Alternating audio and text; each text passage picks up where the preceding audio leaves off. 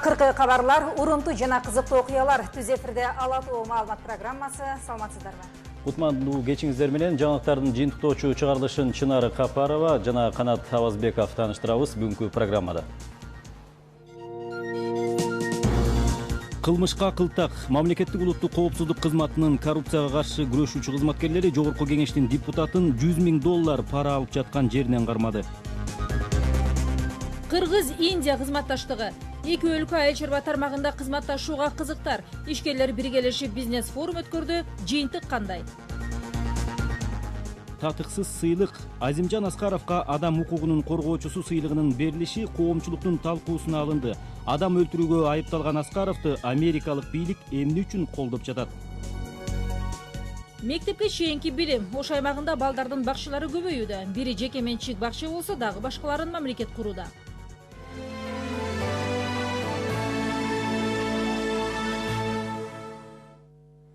Жогорку кеңештин депутаты Хажымурат Коркмазов $100 000 өлчөмүндө пара алып жаткан жеринен кармалды. Бул тууралуу биздин каналга мамлекеттик улуттук коопсуздук кызматынан билдиришти.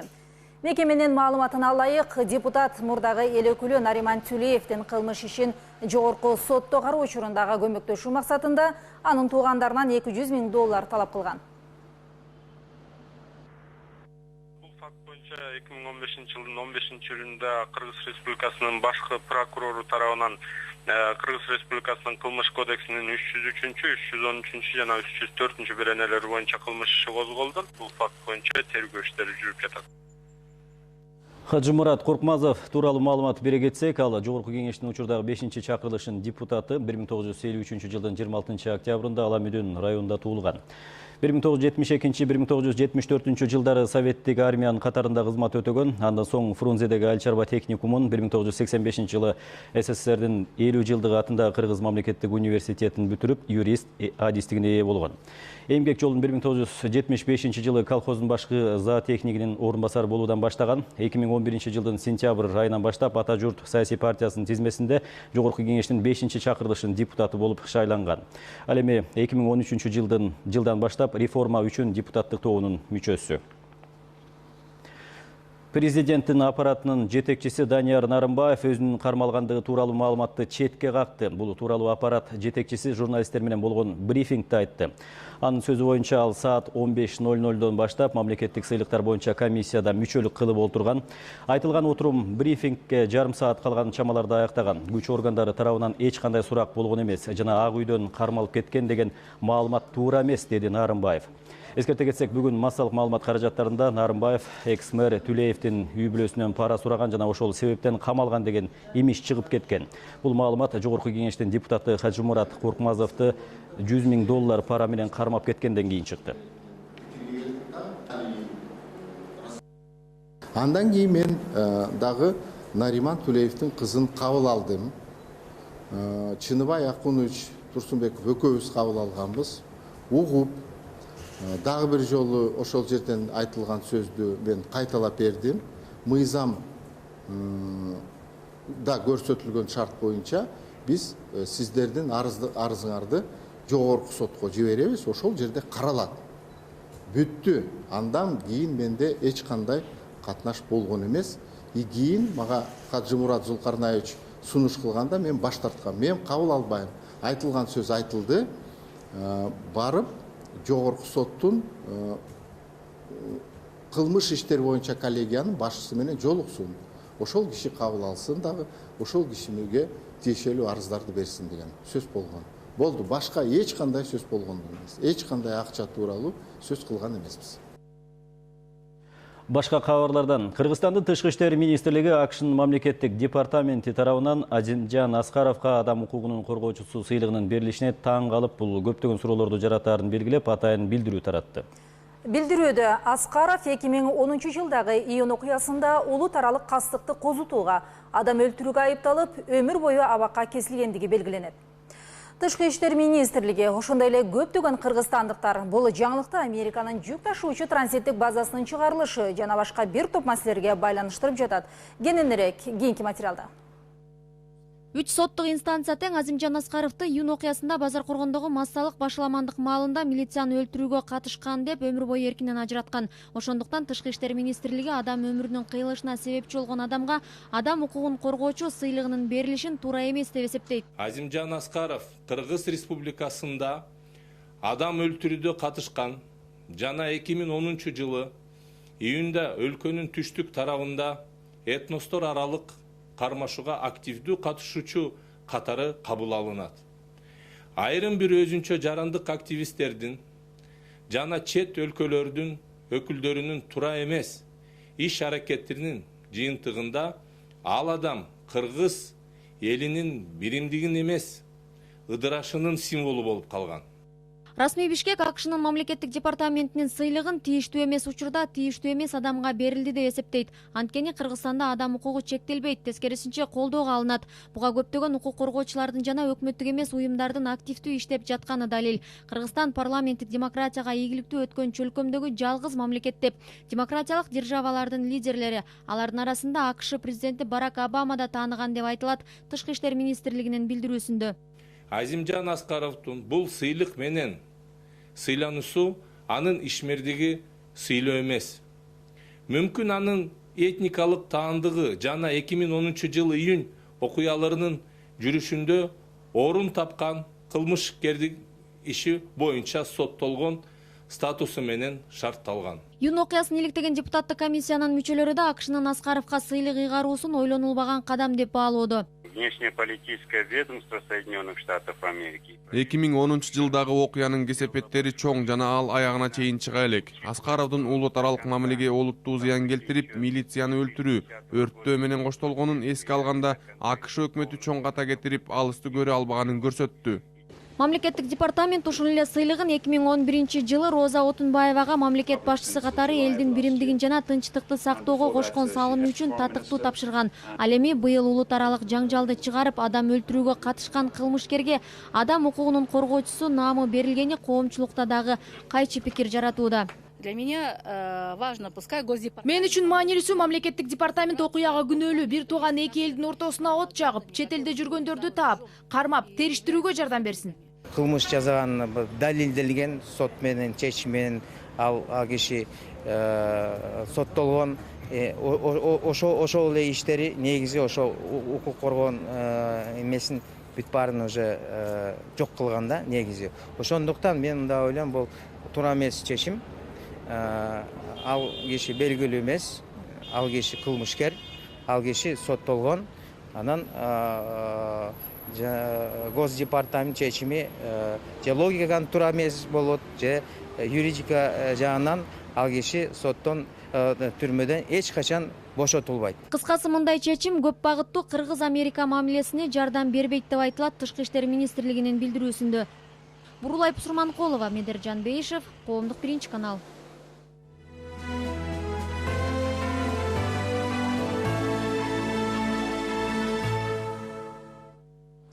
Кыргыз-Индия кызматташуусундагы негизги багыт айыл чарбасы болуп калмакчы. Бул тууралуу бүгүн эки мамлекеттин ишкерлеринин катышуусунда өткөн жыйында айтылды. Индиянын айыл чарба министринин орун басары Сираж Хусейндин айтымында алар айыл чарба азыктарын кайра иштетүү тармагындагы билими жана тажрыйбасы менен бөлүшүүгө даяр. Мындан тышкары индиялыктар Кыргызстанда күнөскаларды жайылтуу үчүн инвестиция салган жатышат. Бүгүнкү күндө эки мамлекеттин ортосунда айыл чарба продукциясын экспорттоо боюнча келишим түзүлүүдө, дейт адистер. Бүгүнкү айыл чарба маселелерине арналган Кыргыз-Индия ишкерлер форуму Индиянын премьер-министри Нарендра Модинин Кыргызстанга болгон расмий иш сапарынын уландысы деп эсептесе болот. Нарендра Моди менен Кыргызстандын президенти Алмазбек Атамбаевдин жолугушуусу учурунда бир катар эки тараптуу келишимдерге кол коюлду. Ошондо Индия мамлекетинин өкмөт башчысы айыл чарба жаатындагы эки тараптуу мамилелерди күчөтүү зарыл экендигин баса белгиледи. Тегерек үстөлгө Индиянын 15 ашуун компанияларынын өкүлдөрү катышты. Чет элдик ишкерлер Кыргызстандын базарын жана кайра иштетүү тармагындагы мүмкүнчүлүктөрүн жакшы изилдегени байкалып турду. Мисалы, белгилүү Амуль компаниясынын аткаруучу директору Ритиндер Сотхиндин айтымында Кыргызстан жылына 1 миллион литрден ашык сүт өндүргөнү менен анын 30 гана пайызын кайра иштетип сыртка чыгарат. Эгер бул ишти жакшы жолго койсо, жакшы киреше тапса болот. Жергиликтүү ишкерлер сүттү өлкөнүн бардык аймактарынан топтоп бергенге жардам кылса, аны кайра иштетип сыртка сатуу ишин уюштуруу, маркетинг жагынан биз колдоп кетет элек, дейт Сотхи мырза. Эгер Азия чөлкөмүн алсак, мындан Кыргызстан менен Индия сүт продукциялары боюнча өзүн камсыздай алат. А биздин коңшу мамлекеттерде болсо сүт продукциялары жетишсиз. Ошондуктан Кыргызстан кайра иштетүүнү өз колуна алышы керек. Индиялык ишкерлер мөмө жемишти күнөсканаларда өстүрүүнүн алдыңкы технологияларын Кыргызстанга алып келүүгө даяр. Бул идея ишке ашса, өлкөнүн базарларында ар дайым жаңы бышкан сапаттуу жашылча жемиштер болот, дешет адистер. Indian and Kyrgyz private companies are represented in today's meeting. Мен бүгүнкү күнү эки өлкөнүн ишкерлери пайдалуу долбоорлорду аныктап, аны биргелешип ишке ашырып кетерине ишенем. Толук көзүм жетип турат. Азыр эки мамлекеттин ортосунда айыл чарба продукцияларын экспорттогонго ыңгайлуу шарт түзө турган келишимди даярдап жатабыз. 4 жыл мурда Таласта картошканы кайра иштетүүчү Кыргыз-Индия заводу салынып, бирок технологиялык айрым бир кемчиликтерден улам иштебей жаткан. Жолугушууда бул маселе оңунан чечилгенин айыл чарба министри Таалайбек Айдаралиев билдирди. Анын айтымында, индиялык инвестиция тамчылатып сугаруу технологиясынын Кыргызстанда кенен жайылтууга жана органикалык айыл чарбаны өнүктүрүүгө да жумшалат. Бизде баягы жылына бир эле жолу түшүм алып биз кичине кыйналып атпайбызбы? Буларда жанагы химикалык эмелерди колдонбой туруп эле 3 жолу түшүм алып болот да. 2 жолу гарантирин алса болот. Бүгүнкү жолугушуунун катышуучулары мындан кийин Кыргызстан жана Индиянын агро өндүрүү секторундагы кызматташуунун деңгээли көтөрүлөт деп ишенет. Нургүл Саматова, Алмаз Нурманбетов, Коомдук 1-канал. Айыл чарба темасын улай учурда республика боюнча кылкандуу негиндерин ооруп жөө иштери кызып жүрүүдө. Республиканын түштүк аймагындагы түз жерлерде ооруп жөө иштери аяктап баратса, Ысык көл, Нарын облустарында кызыл данды жыйноо иштери али баштала элек. Ооруп жөө өнөктүгү учурунда комбайндардын жетишсиздиги байкалууда, бирок жакынкы райондордогу техникалар жардамга келип абалдан чыгышууда. Быйыл мурдагы жылдарга салыштырганда дан эгиндери бир кыйла азайдалып, дыйкандары жакшыча жемиш өстүрүүгө көбүрөөк басым жасаган. Түшүмдүүлүк былтыркы жылга караганда жогору болуп жатат. Бүгүнкү күндө орточо түшүмдүүлүк буудайдыкы 27 центнерден, арпаныкы 23-24 центнерден кетип атат. Эми өзгөчө азыр түшүмдүүлүк мына Жалал Абад областында республикасы боюнча эң жогорку түзүлүп жатат. Башка кабардан 6 жашка чыга элек жаш балдардын аң сезиминин абалын изилдөөгө алынды. Жыйынтыгында 700 баланын 400-үндө өнүгүүнү бузган жана тоскоолдук кылган оорулар бар экендиги аныкталды.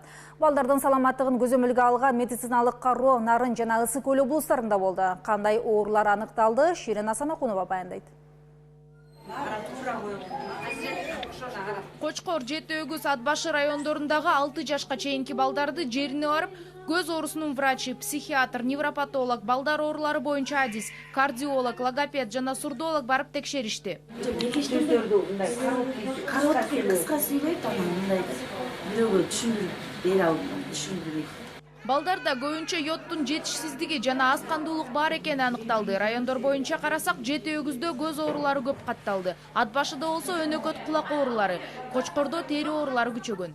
Насколько направлена работа группы? Кулак угуусуна, көрүүсүнө жана баланын интеллектуалдык өнүгүүсүнө таасир этип жатат. Өз убагында балдарга жардам берүү керек.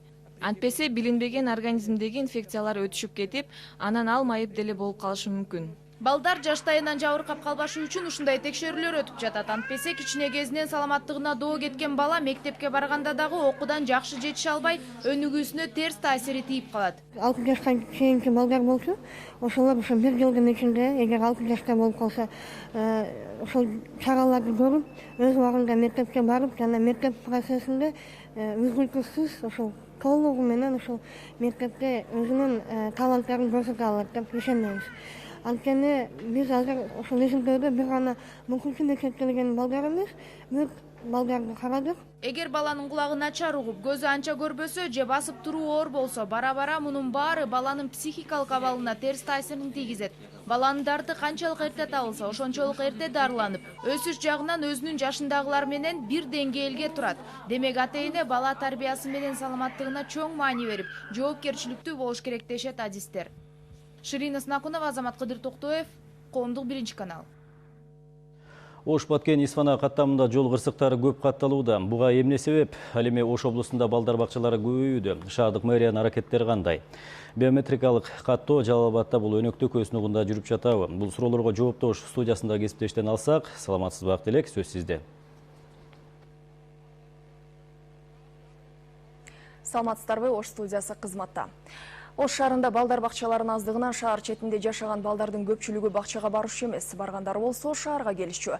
Бул маселени чечүү максатында быйылкы жылы 5 бала бакча курулуп жатат. Алардын айрымдары жакынкы күндөрү пайдаланууга берилет. Курулуштар тууралуу кененирээк маалымат кийинки сюжетте. Былтыр пайдаланууга берилген Актан Жапалак балдар бакчасы 120 балага ылайыкташкан. Бирок баланын саны көптүгүнөн бул жерде 200 бала тарбияланууда. Кезекте тургандар андан да көп. Ал эми бул бакча 4 ай аралыгында бүткөрүлгөн. Жаңы бала бакча ачылгандан бери балдарды кабыл алдык. Дагы деле суроо талап аябай ата-эне тарабынан көп, каалоочулардын саны көп десем жарашат. Ош шаарына караштуу Амир Тимур кичи шаарчасындагы бул бакча республикалык бюджеттин эсебинен курулуп бүткөрүлдү. Ал жакынкы күндөрү пайдаланууга берилет. Бул кичи шаарчада да буга чейин балдар бакчасы жок болгон. Бакча заманбап курулуп, бардык талаптарга жооп берет. Мындан башка дагы 4 аймактык кеңештерде жумуштар жүрүп жатат. Шаардык мэрия быйыл социалдык объекттерди курууга көңүл бурууда. Мурдатан бир да социалдык имараттар курулбаган аймактар айрыкча эске алынууда. Курулушу жүрүп жаткан 5 бала бакчанын 3-өсү республикалык, ал эми 2-өө жергиликтүү бюджеттин эсебинен тургузулуп жатат. 2013-жылы башталган балдар бакчасы бүгүн бүтүп жатат. Анын жалпы баасы 44 миллион сом болсо, бүгүнкү күндө биз баштаган балдар бакчасынын имараттын курулушу 23 миллион сом, 24 миллион сом акча каражаты менен куруп жатабыз. Бул эми негизи ушул биз ачык айкын өткөргөн тендерлердин жыйынтыгы деп эсептейбиз. Дагы бир жакшы жаңылык. Ош шаарында эми балдарды бакчаларга кабыл алуу да жолго коюлду. Кезекте турган балдардын тизмеси онлайн түрүндө шаардык билим берүү башкармалыгынын Ош билим чекит KG сайтында көрсөтүлүп турат. Мындан ата-энелер баласынын канчанчы кезекте тургандыгын жана кайсы бала бакчага качан кабыл алынарын көзөмөлдөп турушат. Ата-энелер үйдө отуруп эле каттала берсе болот. Онлайн тизме биринчи жолу Ош шаарында иштей баштады. Кезектин сакталышы абдан маанилүү. Мурдагыдай бай адамдын балдары кабыл алынып калды, же болбосо тааныш тамыр менен кирип калды деген маселени түп тамырдан бери жойгонго жетише алдык. Ош шаары боюнча балдар бакчасына барууга курагы жеткен 39 000 бала бар. Анын ичинен 13 000 бакчага барышат. Онлайн тизмеде болсо 3,5 миңге жакын бала кезекте турат. Курулуп жаткан балдар бакчаларынын 3-өсү быйыл күз айларында пайдаланууга берилсе, жалпы 405 орун пайда болот. Актилек Гүлжигет кызы, Жылдызбек Болотбеков, Коомдук 1-канал, Ош. Премьер-министр Тайырбек Сарпашев Жалал Абадта болуп биометрикалык каттоо өнөктүгүнүн жүрүшүнөн кабар алды. Бул багытта облустун жетекчилери менен жыйын өтүп, Сарпашев каттоо ишин 1 ай ичинде бүткөрүүнү талап кылды. Жалал Абадта биометрикалык каттоо кандай жүрүп жатат, аймактык кабарчыбыздын материалы.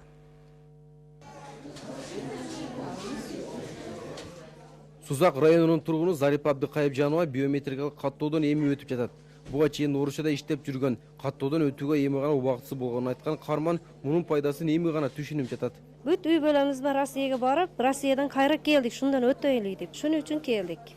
Энди бизге бир кереги тегип койсо керек деп келдик. Балаларым келди, хаммасы келди. Пул сарп кылып келдик шуның үчүн. Тайырбек Сарпашев республикада жүрүп жаткан мыйзамдуу биометрикалык каттоо боюнча маалымат алуу үчүн Жалал Абад облусунун активы менен жолугушту. Алгач район шаар жетекчилеринин маалыматын уккан вице-премьер аткарылган иштерди канааттандырарлык эмес деп белгиледи. Ачык эле айтып коеюн. Эми үчүн Ленинде бүткөн маселе силерде бүткөн жок.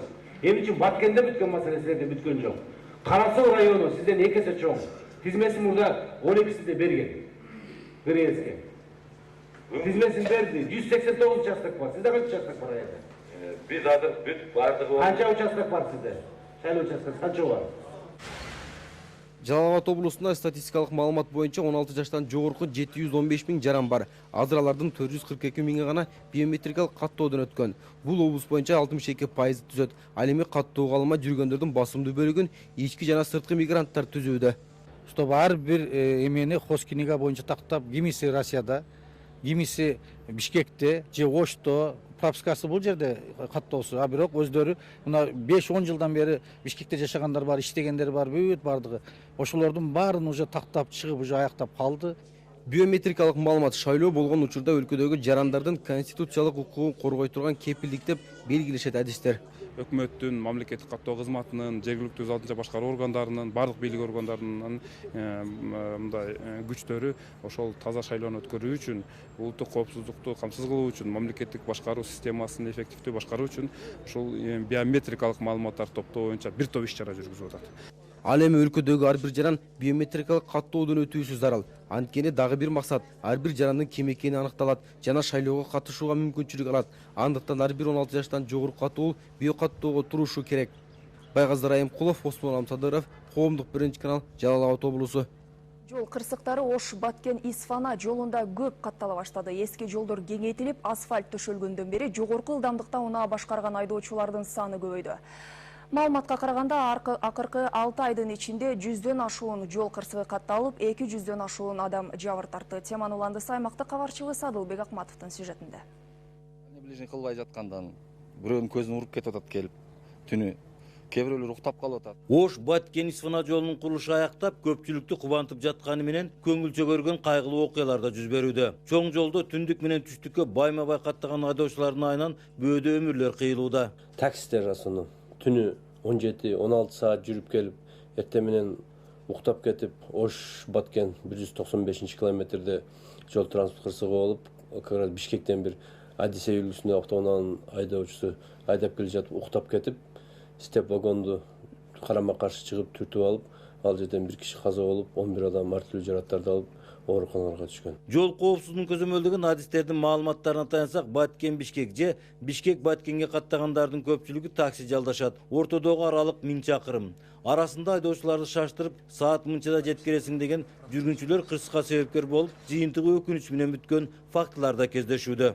Жаш балдар ушундай учканда самолетте келишет. Даже ближний алба коюшат, бизди шаштырып атат. Артымда кетип атат бирөө, дальныймен кетип атат да. Акыры чарчап токтосом айтат, мен да Бишкекке барышым керек эди, сиздер эртип кетип калайын. Мен айттым, дальный ближний деген билесизби десем, ал кандай болот дейт. Акыркы 6 айдын ичинде Баткен областы боюнча 107 жол кырсыгы катталып, анын айынан 23 адам көз жумган. Мындан тышкары 175 адам ар кандай жаракаттарды алып, мунжуда болуп калышкан.